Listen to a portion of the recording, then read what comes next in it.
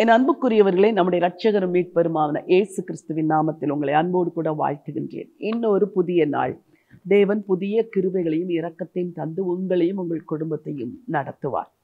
பொதுவாக நம்மை சுற்றி இருக்கிற மக்கள் வாழ்க்கையில் நடக்கிற சில காரியங்களை கண்டு அவர்களுக்கெல்லாம் அப்படி நடக்கிறது, இவர்களுக்கெல்லாம் இப்படி நடக்கிறது, இவர்களெல்லாம் இப்படி வாழ்ந்திருக்கிறார்கள், நான் தானே இப்படி இருக்கிறேன் என்று பல நேரத்தில் உங்களை குறித்தே நீங்கள் தாழ்வாக நினைத்தது உண்டு. அதே நேரத்தில் உங்கள் கண்கள் முன்பதாக ஆசீர்வதிக்கப்படுகிறவர்களை கண்டு நீங்கள் எரிச்சல் அடைவதும் உண்டு. வேலையிலே உங்களுக்கு வர வேண்டிய ப்ரமோஷன் இன்னொருவருக்கு வந்துவிட்டால் உங்களால் அதை தாங்கிக் கொள்ளவே முடியாது, எரிச்சல் தான் வரும். ஆனால் இப்படிப்பட்ட நிலைமையிலும் எப்படி மனரம்யமா இருக்க வேண்டும் என்று ஒரு சங்கீதம் கூறுகிறது. சங்கீதம் 37:7, கர்த்தரை நோக்கி அமர்ந்து அவருக்கு காத்திரு, காரிய சித்தி உள்ளவன் மேலும் தீவினைகளை செய்கிற மனுஷன் மேலும் எரிச்சல் ஆகாது. இந்த சங்கீதம் சொல்கிறது, கர்த்தரை நோக்கி அமர்ந்து அவருக்கு காத்திரு.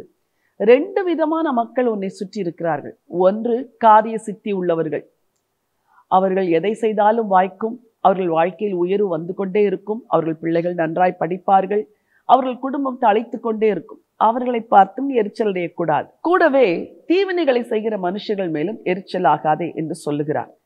சங்கீதம் துவங்கும் போதே பொல்லாதவர்களை குறித்து எரிச்சல் அடையாதே என்று துவங்குகிறது. அப்படி என்றால் நம்மை சுற்றி வாழுகிற மக்கள் செழித்திருந்தாலும் உங்களுக்கு எரிச்சல் வரக்கூடாது. உங்களை சுற்றி வாழுகிற மக்கள் கெட்ட காரியங்களை செய்து வாழ்க்கையில் முன்னேறி கொண்டிருந்தாலும் எரிச்சல் வரக்கூடாது. அப்படி என்றால் எப்படித்தான் வாழுவது? வசனம் 5 சொல்கிறது, உன் வழிகளை கர்த்தருக்கு ஒப்புவித்து அவர் மேல் நம்பிக்கையாயிரு, அவரே காரியத்தை வாய்க்க பண்ணுவார். உன் காரியத்தை வாய்க்க பண்ணுவார் அவர் கர்த்தர். அவரிடத்தில் ஒப்பு கொடுத்து விட்டு அவரையே பார்த்து கொண்டிரு. துன்மார்க்க மக்களையும் பார்க்காதே, தீவினை செய்கிற மக்களையும் பார்க்காதே, அவர்களை குறித்து எரிச்சல் அடையாதே என்று ஆண்டவருடைய வார்த்தை சொல்கிறது.